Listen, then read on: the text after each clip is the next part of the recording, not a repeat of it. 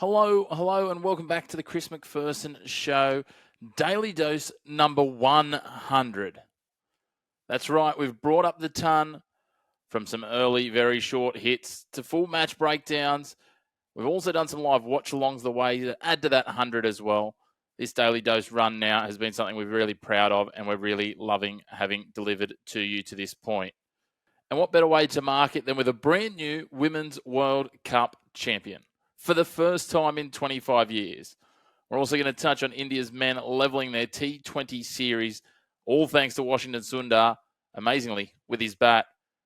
So if you're new, hit subscribe, tap that bell, and follow along. You can find us on all your social media platforms, most notably Instagram and TikTok, at The Chris Mack Show, because our next 100 starts now. We're going to double that ton. Let's start with the Women's World Cup and what a night in Navi Mumbai. India are now the world champions in the one-day format for the very first time, and they did it at home in front of a crowd that could have powered the city's grid on noise alone. It's certainly been a long road for India.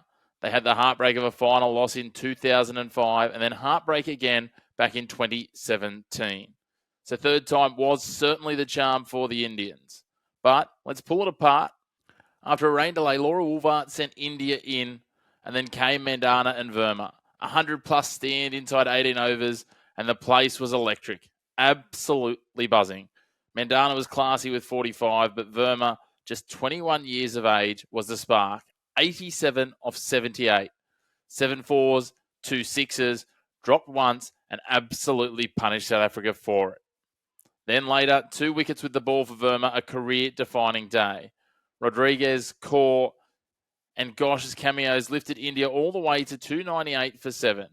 South Africa fought back with Laura Woolvart's brilliant 101, finishing her tournament with a record 571 runs. That is the most for any player in the history of the Women's World Cup in a single tournament. Woolvart looked destined for a miracle chase until Verma's part-time spin flipped it.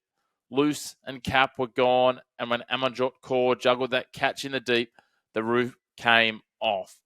Deepti Sharma's 5 for sealed it. Flags flying, tears and fireworks.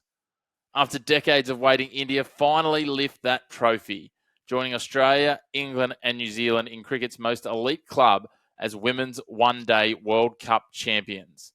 This one was redemption and maybe, just maybe, a new dawn. But the excitement now for women's cricket continues on. You'll get to keep an eye on some of those names in the Women's Big Bash here in Australia. Verma, Mandana, Sharma and Rodriguez from India, and of course Woolvart herself. Down to Hobart, and India levelled the series 1-1, chasing 186 and getting the job done with just 9 balls to spare. Australia's innings, I think it's fair to say, was a little bit rocky. 3 of our top 5 batters, including Travis Head, in single digits. Mish Marsh just escaped the same fate, getting to 11.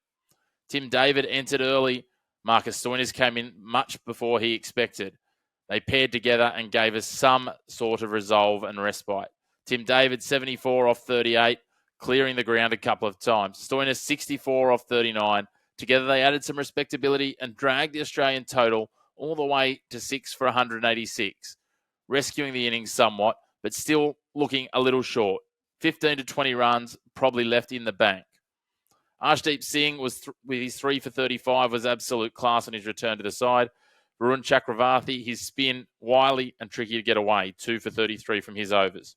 India's reply started briskly with Abhishek Sharma's 25 and Shub McGill's 15. Then Nathan Ellis struck twice, but all of the Indian batters continued to contribute, unlike in Melbourne in Game 2. At 4 for 111, the game looked alive. India slightly the upper hand. But as Washington Sundar came in, many people were questioning his elevation as he was picked for his bowling, but he turned match winner with the bat after not being used with the ball. 49 not out of 23, just 1 run shy of his highest ever T20 international score. 4 sixes, 3 fours, and an absolute statement. He took all of his opportunities. He managed to punish the loose balls when they were there to be hit. It does show the depth in India's batting and that the more experience against top-level players in tournaments like the IPL is continuing to develop what they have on offer when it fires. It's batting that wasn't there in Melbourne. They're starting to build layers, and if they can fire, anyone down to 7 and even 8 can come and finish the job. Sean Abbott for Australia took his chance, got to use the new ball, but he looked too full. He was a little wayward, and without Josh Hazlewood, the Aussie attack lost some shape. It meant India were in cruise control.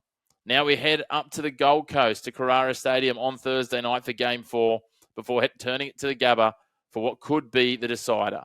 Game 5. India get another win. They can't lose the series. Australia must win on the Gold Coast and then seal it out, hopefully, in Brisbane at the Gabba to take it 3-1, but only time will tell. There are changes coming for these final 2 games. Travis Head and Sean Abbott have been released for Shield and Ashes prep. Josh Hazlewood, already rested after Game 2, won't return. There are gaps to fill. In that pace bowling lineup, one name does stand out. The young gun that is Marley Beardman. Will they gamble on Beardman? Raw, young, quick, fearless. Could he be a wild card? Could it just be too much risk? It is risk versus reward. If he could land it, we might just be watching the next-gen star in real time. I guess only opportunity and time will tell for Beardman. And then, of course, the big show, Glenn Maxwell. He was back with the squad for Game 3, didn't force his way into the 11, but he's feeling good. It's a different format, sure, but who forgets that unreal 200 at the One-Day World Cup? That was vintage Maxwell. His innovation, his power, his chaos. He could barely move, but he was still clearing pickets. If he's anywhere near that form, he can flip a game in just 2 overs. And don't forget, he brings a handy spin option, which balances out the side as well with the ball. So the equation, experience or youth, structure or spark, Thursday on the Gold Coast, we will certainly find out. Before we wrap, though, just want to take a moment. 100 daily doses, what started as a quick sports recap alternative between matches and alongside our Around the Grounds weekly episodes, has become an absolute staple. To everyone who's listened, watched, shared, thank you. Here is certainly to the next 100, bigger, bolder, better, and we're pumped to have you along for the ride. So to recap, India's women are now world champions for the first time in their history in the one-day format. India's men, they've leveled the series. Have they swung momentum their way? Only time will tell. We will know soon enough as they head to the Gold Coast on Thursday. And for us, a century of daily doses in the books, something we are very proud of, but just scratching the surface. Make sure to hit subscribe, tap the bell, and follow along on Insta and TikTok. You can find us on Facebook and X as well, all of those at The Chris Mack Show. And of course, make sure you catch all of our daily doses and join us on Thursday night as we watch along the Gold Coast 4th T20 International between Australia and India with all on the line. A big thanks for tuning in to The Chris McPherson Show again at one of our daily doses, our 100th daily dose, your home of the black and white of sport. No greys here. We look forward to seeing you next time.